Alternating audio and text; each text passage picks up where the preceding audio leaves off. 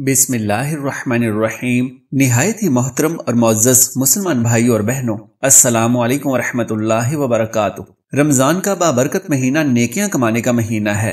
जिस तरह काश्तकारों के लिए साल में चंद खास महीने होते हैं जिनमें उनको साल भर के अनाज हासिल हो जाते हैं, और जिस तरह किसी सामान की खरीदो फरोख्त के लिए कोई खास महीना होता है जिसमें मुनासिब वक्त पर सामान मिल जाते हैं और बेचने वालों को भी उस महीने में बहुत नफा होता है और अच्छी खासी कमाई हो जाती है, ठीक उसी तरह ईमान वालों के लिए ये महीना सवाब का जखीरा जमा करने के लिए सीजन की हैसियत रखता है। इस महीने में थोड़े अमल का अजर कई गुना बढ़ा कर दिया जाता है, इसलिए ईमान वालों को इस सीजन से खूब फायदा उठाना चाहिए। रमजानुल मुबारक में जो इबादत भी की जाए उसकी अपनी अहमियत है, लेकिन इस महीने की खास इबादत रोजा है। रोजा का स्वाब इतना ज्यादा है कि अल्लाह ताला ने उसकी ताबीर के लिए जो जुमला इस्तेमाल किया वो बड़ी ही अहमियत का हामिल है। हदीसे कुदसी है, अस्सौमु ली व अना अज्ज़ी बिही। इसकी तशरीह दो एतबार से की गई है। एक ये कि अल्लाह ताला फरमाते हैं कि रोजा खास मेरे लिए है और मैं ही इसका बदला देता हूँ, और दूसरी तशरीह ये है कि रोजा खास मेरे लिए है और बदला में मैं ही दिया जाता हूँ, यानी जो रोजा रखता है उसको बदला में खुदा मिल जाता है। और ये मामूली बात नहीं बल्कि ये बहुत बड़ी बात है।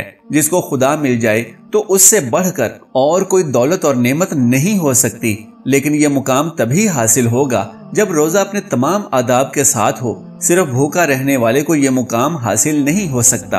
रोजा रखने के और भी बहुत से फजाइल हैं, लिहाजा किसी मुसलमान के लिए ये जेब नहीं देता कि वो इस मुबारक महीने में रोजा ना रखे। रोजा ना रखने की इजाजत सिर्फ दो किस्म के लोगों के लिए है, वो भी इस शर्त के साथ कि बाद में छूटे हुए रोजे को पूरा किया जाए। कुरान मजीद में है, जो शख्स तुम में से बीमार हो या सफर में हो तो वो दूसरे अय्याम को शुमार करे, यानी दूसरे दिनों में रोजा रखे।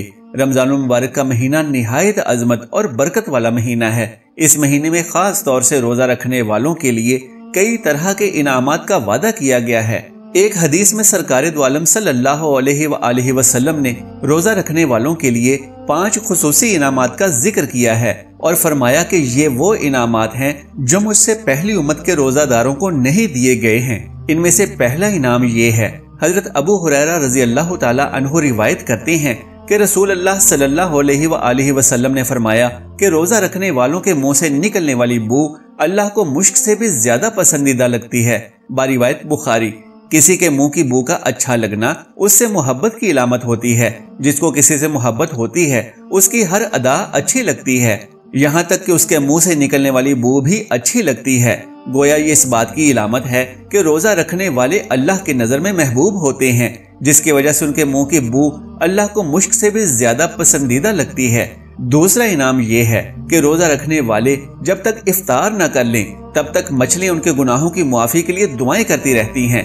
बारिवायत अल तरगीब वल तरहीब। मछलियों का दुआ करना इस बात की इलामत है कि रोजा रखने वालों से मोहब्बत मखलूकात में भी आम हो जाती है, यहाँ तक कि खुश्की में रहने वाले जानवरों से आगे बढ़कर समंदर की मछलियां भी उनके हक में दुआएं करने लगती हैं। एक दूसरी हदीस में है, अल्लाह ताला जब किसी बंदे से मोहब्बत करते हैं तो जिब्राइल अलैहिस्सलाम को बुलाकर फरमाते हैं कि मैं फलां बंदे से मोहब्बत करता हूँ, लिहाजा तुम भी उससे मोहब्बत करो।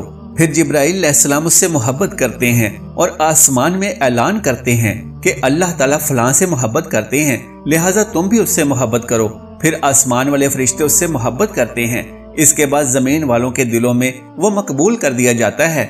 बारिवायत मुस्लिम शरीफ। तीसरा इनाम ये है कि रोजा रखने वालों को अल्लाह ताला जो जन्नत अता करेंगे, रोजाना उसको सजाते रहते हैं और जन्नत को मुखातिब करके फरमाते हैं कि जल्द ही मेरे नेक बंदे दुनिया की मुशक्कतों को अपने ऊपर से हटाकर तेरे पास आने वाले हैं। इससे मालूम हुआ कि रोजादार को जो जन्नत मिलेगी उसको मरने के बाद या क़यामत के दिन तैयार नहीं किया जाएगा, बल्कि अभी रोजा रखना शुरू किया और अभी से जन्नत को सजाना शुरू कर दिया जाता है।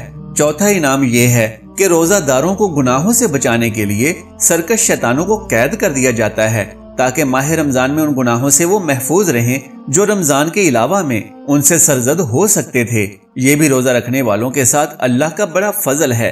पांचवा इनाम ये है कि रमजान की आखिरी रात में उनके गुनाहों को मुआफ कर दिया जाता है। इस पर सहाबा इकराम ने अर्ज किया कि या रसूल अल्लाह सल्लल्लाहु अलैहि वसल्लम, ये कौन सी रात है जिसमें उनके गुनाहों को मुआफ कर दिया जाता है? क्या ये शब कदर है? آپ صلی اللہ علیہ وآلہ وسلم نے فرمایا کہ نہیں، بلکہ یہ مزدور کی مزدوری ہے جو کام پورا کرنے پر اس کو دی جاتی ہے۔ بروایت البیہقی۔ محترم ناظرین، یہ وہ 5 خصوصی انعامات ہیں جو اللہ کی جانب سے اپنے روزہ دار بندے کو عنایت کیے جاتے ہیں۔ چھٹا انعام یہ ہے کہ سرکار دو عالم صلی اللہ علیہ وآلہ وسلم نے رمضان کے مہینے کو صبر کا مہینہ قرار دیا ہے۔ آپ صلی اللہ علیہ وآلہ وسلم نے فرمایا، یہ صبر کا مہینہ ہے اور صبر کا بدلہ جنت ہے۔ بروایت ابن خزیمہ۔ اس سے معلوم ہوا کہ روزہ کا الگ اجر ہے اور محض صبر کرنے کا الگ اجر ہے، اور جو آدمی روزہ رکھتے ہوئے صبر کا مظاہرہ کرے گا تو اس کو یہ دونوں اجر دیے جائیں گے۔ اور چونکہ روزہ میں خاص طور پر صبر کی ضرورت پڑتی ہے، اس وجہ سے اس کو صبر کا مہینہ قرار دیا گیا ہے۔ صبر صرف مصیبت اور پریشانی کو برداشت کرنے کا نام نہیں، بلکہ اللہ کے حکم کو بجا لانے میں جو مشقت محسوس ہوتی ہے اور نفس پر گرانی معلوم ہوتی ہے، اس کو برداشت کرنا بھی صبر کہلاتا ہے۔ یہ صبر کوئی معمولی چیز نہیں، بلکہ ایک اعلیٰ مقام کا نام ہے، اور اس پر اللہ کی جانب سے بڑے انعامات کا وعدہ ہے، اور یہ اسی بندے کو حاصل ہوتا ہے جس کو اچھی قسمت ملی ہو۔ قرآن میں اللہ تعالیٰ نے فرمایا، اور اس کی توفیق اسی کو ملتی ہے جو بڑے نصیب والا ہوتا ہے۔ القرآن۔ تمام انبیاء کرام اللہ کے خاص اور مقرب بندے تھے، اور اس وجہ سے ان کو یہ وصف حاصل تھا۔ اللہ نے فرمایا، تمام انبیاء کرام صبر کرنے والے تھے۔ القرآن۔ اور اتنا ہی نہیں، بلکہ صبر کرنے والوں کو اللہ کی محبوبیت نصیب ہوتی ہے۔ قرآن پاک میں ہے، اللہ تعالیٰ صبر کرنے والوں سے محبت کرتے ہیں۔ سورہ آل عمران۔ صبر کا بدلہ حدیث بالا میں جنت بتایا گیا ہے۔ قرآن میں بھی اللہ تعالیٰ نے فرمایا، صبر کرنے والوں کو بلا حساب اجر دیا جائے گا، اور فرمایا، اور ان کے صبر کی وجہ سے ان کو جنت اور ریشم کے کپڑے ملیں گے۔ سورہ الدہر۔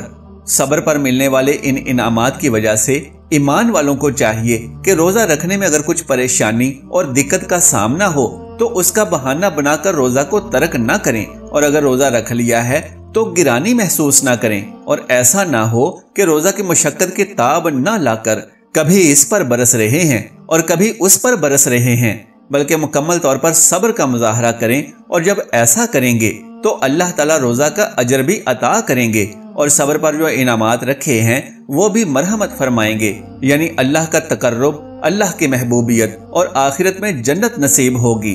اللہ تعالیٰ سے دعا ہے کہ ہمیں اپنی محبوبیت اور رضا نصیب فرمائے، اور ہمیں رمضان المبارک کی قدر کرنے اور ان تمام انعامات کا مستحق بننے کی توفیق عطا فرمائے۔ آمین یا رب العالمین۔ محترم ناظرین، گزارش ہے کہ اگر میری آج کی یہ معلوماتی ویڈیو آپ کو پسند آ جائے تو براہ کرم اس ویڈیو کو لائک اور شیئر کر دیجئے، اور میرے اسلامی و اصلاحی چینل کو سبسکرائب کر لیجئے۔ جزاک اللہ خیرن کثیرا۔ اللہ ہم سب کا حامی و ناصر ہو۔